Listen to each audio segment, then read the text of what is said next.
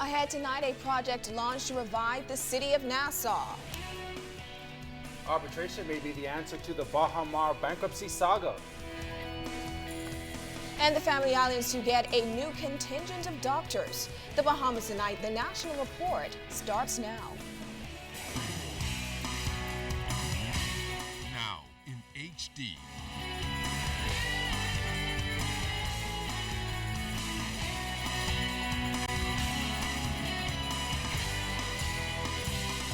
ZNS Network presents The Bahamas Tonight. This portion of the news brought to you by BTC Everyday. BC's entire power generation system shut down today, resulting in an island-wide power outage here in New Providence. Good evening, everyone. I'm Charisma Robinson. And I'm Chris Saunders. Thank you so much for joining us. According to BEC, at least 75% of the island's power has been restored. But our newsroom has been receiving calls all afternoon from disgruntled residents wondering what time their power will be restored. Joining us now, LaDawn Davis, who interviewed BEC's Chairman Leslie Miller moments after the outage to find out exactly what happened. She joins us live again, like I said. And LaDawn, he had a lot of things to say, but he was specific about one thing. Yes, Chris, good evening, Charisma and Christopher. Those phone calls received by irate residents should be a bit less at this hour. In fact, the BEC chairman assured us that the corporation is adamantly working to ensure this episode doesn't repeat itself. Electricity consumers here in New Providence were left sweating bullets for several hours after lightning struck the overhead lines at BC's Clifton Pier site, resulting in an island-wide blackout. BC Chairman Leslie Miller explained what happened in an interview with our news team late this afternoon. The day's problem occurred around about 2:45, and that stemmed from two massive lightning strikes out at Clifton. And they hit some of the overhead lines that takes that power from Clifton to Blue Hills. When that happened, all of the engines at Clifton went down, and that power surge was heading towards Blue Hills. The engines on Blue Hills cut themselves out, including the 40 megawatts that we are running right now from Agreco. Therefore, the entire island was shut down. But we are already bringing up power now. In many areas, New Providence now have power. As it stands now, at least 65% of BC's consumers are still without electricity. But the BC chairman says he is optimistic that BC crews will be working around the clock to ensure that power is fully restored to the entire island by midnight. If we had the necessary arresters, lightning arresters on all those power lines, that should not have occurred. But even sometime when you have the lightning arresters, depending on the severity of the lightning, it could penetrate and still cause severe harm. Not in terms of dollars and cents, in terms of inconvenience and in terms of overtime. It means now that 4 o'clock crew now would come on and work as long as it takes to get all of those engines back on. And the size of those engines are so massive, it generally takes about 30 minutes to get an engine to heat down sufficient to enable an engine to restart. And that's why you're having the intermittent problems that we're having now. But the BC chairman says there's no guarantee as to whether or not the electricity will not go out again. The weather goes bad again at Clifton, which it isn't doing uptown at the present time, and you get another strike of lightning, it could happen again. But there's nothing we can do about it. Hopefully that's sort of wherewithal that Power Secure, with their capacity to assist Florida Power and Light as they do on a regular basis, they'll be able to stop all of the outages that we do have, and specifically have those outages assigned to certain areas instead of having an island-wide blackout. And they're sort of good at that, so I'm hoping that with their expertise they could assist us in correcting some of the faults that we have inherently in our system. Reporting live from the newsroom, LaDawn Davis, ZNS Network News. All right, LaDawn, thanks a lot. Now, a major initiative launched to ensure the sustainability and growth of the city of Nassau, making it the envy of the region. The launch, which comes under the scope and umbrella of the National Development Plan, is the latest project by government to ensure viable planning and framework for future generations. The Inter-American Development Bank $1 million project seeks to transform the city of Nassau as we know it, but in the process secure its ability to become a self-sufficient and sustained city in the Caribbean. Clint Watson has the story. A major project is now underway and moving to a new phase to ensure the city of Nassau lives up to its full potential and is sustainable for generations to come. Minister of State for Investments Kayla's Roll is leading the National Development Plan team, and this latest focus on the city of Nassau itself is expected to dovetail into the wider plan. It is the roadmap that is going to define the future for the next generation and maybe the generation after that generation.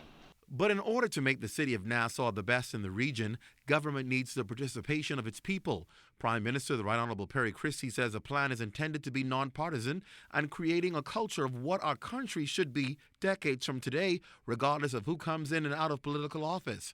He says the launch of the Sustainable Nassau initiative is a step in the right direction.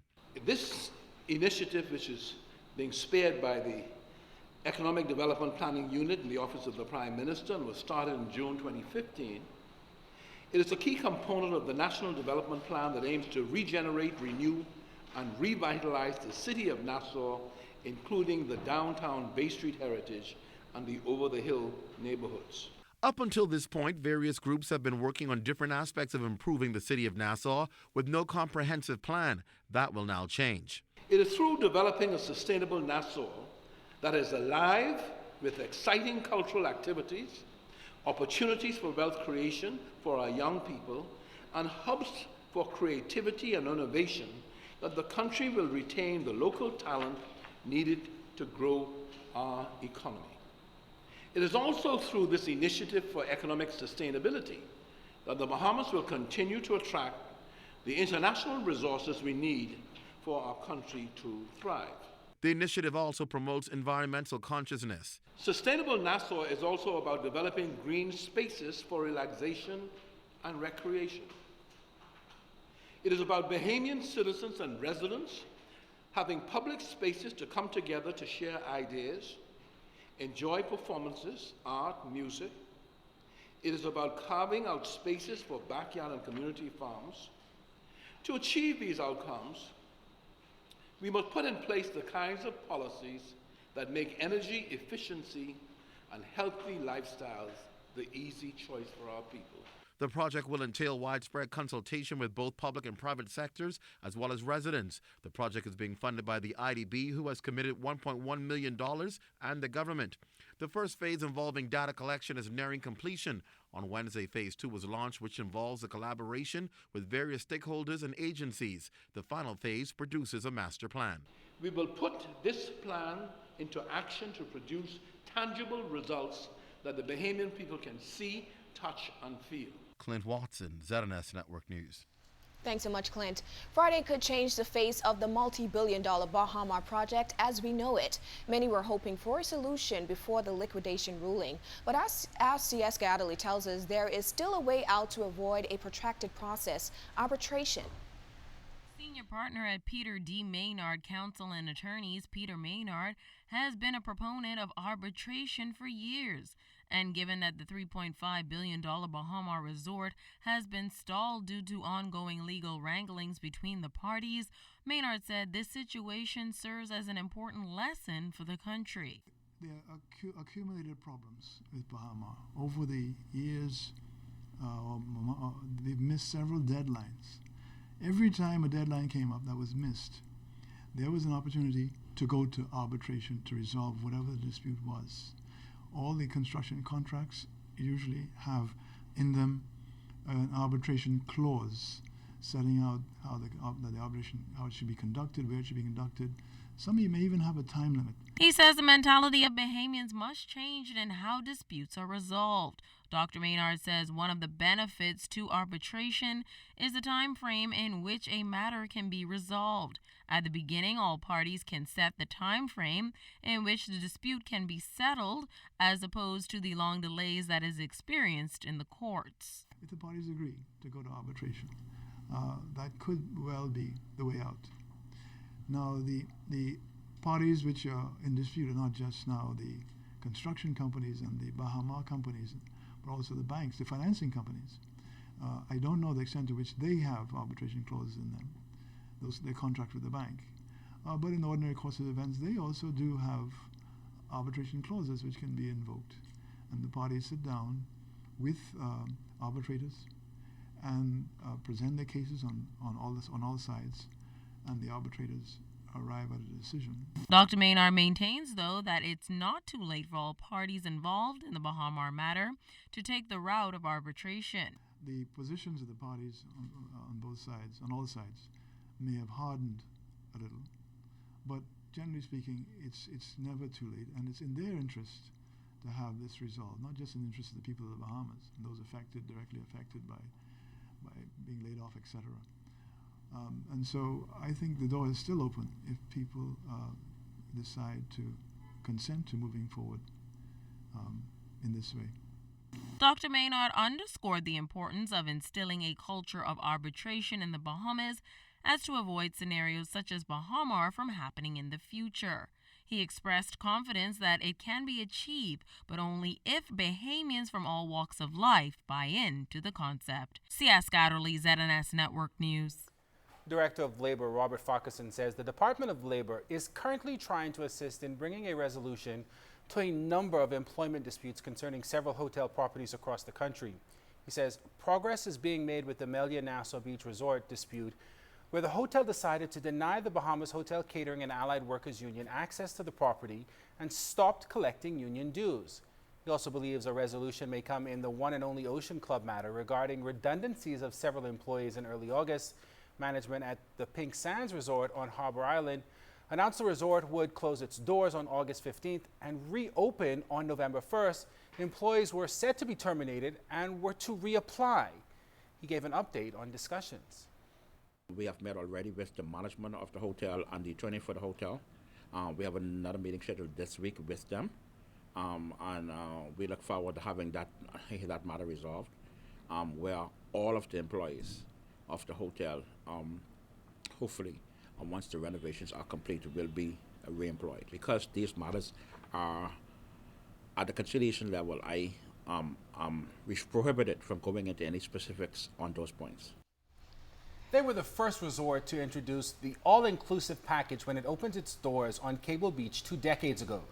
Those risks taken by the Issa family is creating the Super Club's Breezes Bahamas brand, and it's been paying off. As the resort celebrates its 20th anniversary, Clint Watson reports tonight that they honored their employees, some who have been with the resort since it opened.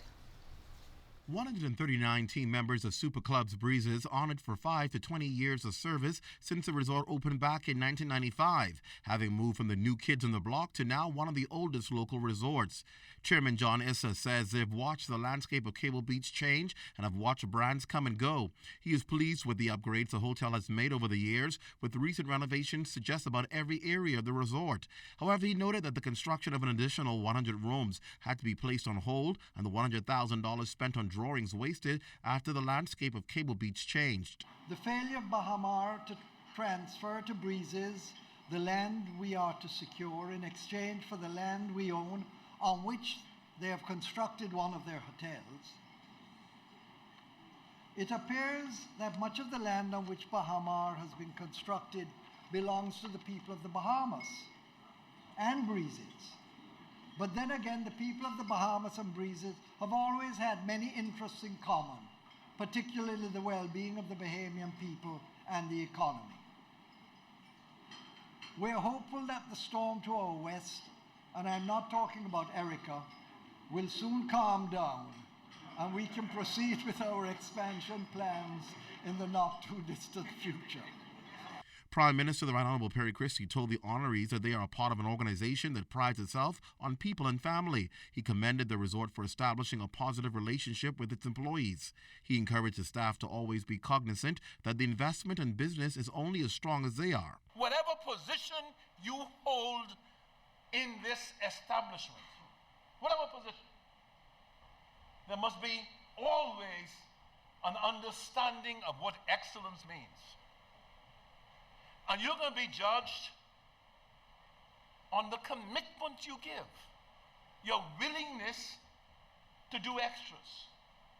Because this place competes not only with places in the Bahamas, but with places in the region. And understandably, in the Bahamas, cost more. And the reality, therefore, is we have to be that much better. Mr. Christie says the Bahamas is facing mounting competition as the region is aware the fastest way to generate money is through tourism. He challenged the staff to go beyond what is required. In the process of serving your employer loyally, honestly, genuinely, you are serving the best interests of the Commonwealth of the Bahamas. Clint Watson, ZNS Network News. This portion of the news is brought to you by the new Shell and Lettuce, designed for extra miles.